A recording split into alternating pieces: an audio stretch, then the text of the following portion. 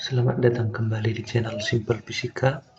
Kali ini kita akan membahas materi tentang usaha dan energi.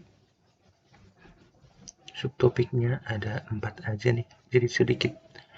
Usaha, energi mekanik, hubungan usaha dan energi, sama analisa pada beberapa kasus. Jadi untuk energi mekanik ini nanti sudah mencakup sama hukum kekerasan energi mekaniknya ya. Mulai dari usaha. Jadi kalau ada gaya yang diaplikasikan pada benda, lalu bendanya berpindah, nanti pada gerak tersebut sudah ada yang namanya usaha, yang mana besarnya itu sebanding dengan perpindahan dan juga besar gayanya. Nah, yang mana W itu kerjanya dalam satuan Joule, F-nya gaya yang sejajar dengan perpindahan dalam satuan Newton, lalu S-nya itu adalah perpindahan dalam satuan meter ya. Jadi kesetaraan satuannya ini perhatikan. Kalau ini dalam Newton, ini dalam meter, hasilnya adalah Joule. Itu maksudnya. Nah, pada beberapa kasus di mana beberapa diaplikasikan pada satu benda, beberapa gaya maksudnya ini ya. Ini kurang lengkap nih. Nah, maksudnya begini.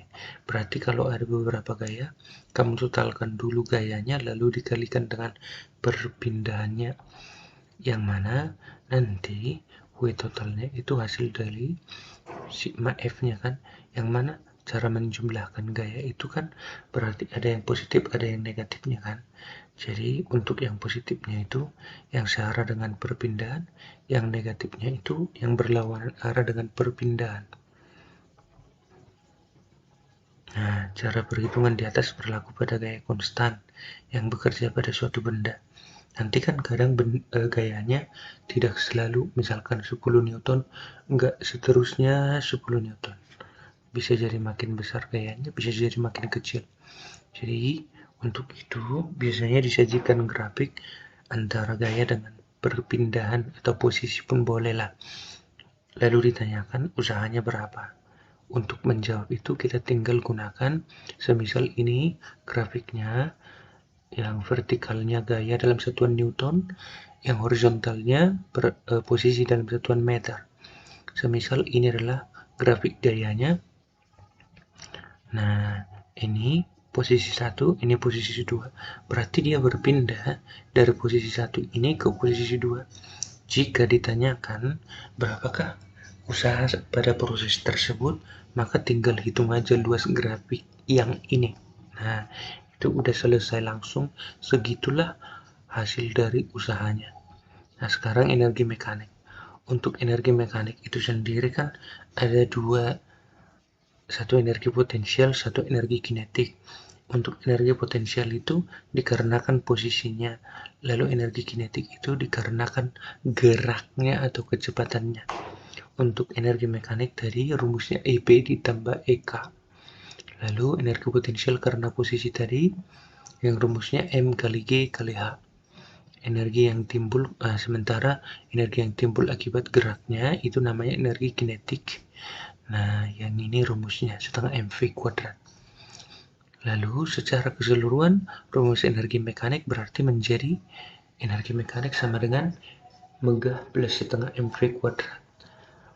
Nah, pada benda yang bergerak dalam keadaan tanpa gaya penghambat seperti gaya gesek dan gaya jenis lain, kita pastikan bahwa energi mekaniknya tidak bertambah ataupun berkurang, sehingga berlaku hukum kekekalan energi mekanik, yang mana rumusnya EM di titik 1 sama dengan energi mekanik di titik 2 juga.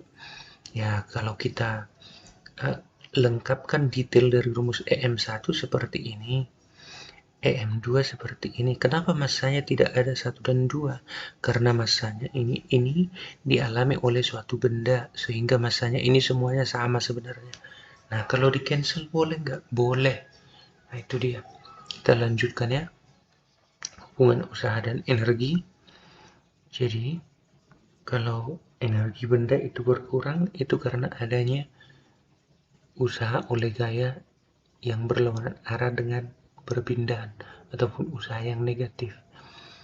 Kalau usaha Kalau energi benda bertambah itu karena ada gaya yang bekerja yang searah dengan perpindahan atau menghasilkan usaha positif. Jadi, secara keseluruhan jika semisal ada gaya yang bekerja pada benda yang bergerak mendatar, maka nanti rumus W sama dengan F kali S, lalu kita tuliskan sama dengan delta EK. Kalau energi kinetiknya bertambah itu karena usahanya positif. Kalau energi kinetiknya berkurang itu karena usahanya negatif. Rumus akhirnya jadi seperti ini. Kenapa M-nya bisa dikeluarkan? Karena ini dia alami oleh suatu benda yang sama sehingga massanya sama juga. Kita lanjutkan.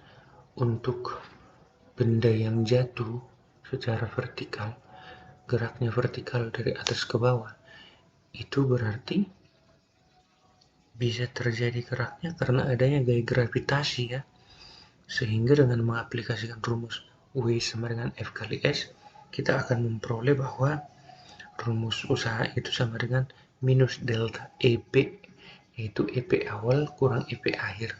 Sehingga bisa kita keluarkan rumusnya menjadi seperti ini. Jadi rumus ini juga bisa nanti kita aplikasikan pada gerak vertikal ke atas. Berarti EP awal kurang EP akhir. Berarti bawah kurang atas nanti. Kalau jatuh kan atas kurang bawah. Kalau gerak vertikal ke atas, bawah kurang atas. Begitu. Sekarang analisis pada beberapa kasus. Semisal yang pertama nih, ada balok pada bidang miring, lalu bergerak menuruni bidang miring tersebut, maka analisanya tentu seperti ini. Semisal ini licin, berarti energi mekanik di atas sama dengan energi mekanik di bawah. Jika ini dilepas dari keadaan diam, berarti energi potensial di sini sama dengan energi kinetik di sini. Maka jadi seperti ini. Biasanya paling sering ditanya kecepatan di dasar. Kecepatan di dasar berarti seperti ini rumusnya. Nah, kasus yang kedua begini. Ada benda pada bidang datar. Lalu benda ini bergerak pada bidang datar tersebut, yang mana bidang datar ini kasar, maka nanti makin lama jadi berhenti, melambat dia.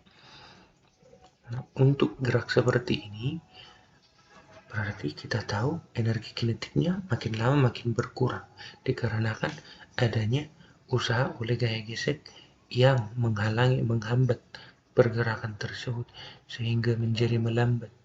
Jadinya usaha tersebut sama dengan F gesek dikali perpindahan, yang mana perpindahannya dari sini sampai ke sini, lalu EK akhir kurang EK awal. Kalau berhenti berarti EK akhirnya ini 0, sehingga nanti kita tahu bahwa usaha akibat gaya gesek ini bernilai negatif. Jadi nggak apa-apa kalau ditanya nanti kecepatan awal juga boleh, S-nya juga boleh. Demikian untuk kali ini. Sekian videonya. Terima kasih sudah menonton. Jangan lupa like, komen, dan share. Sampai ketemu di video selanjutnya.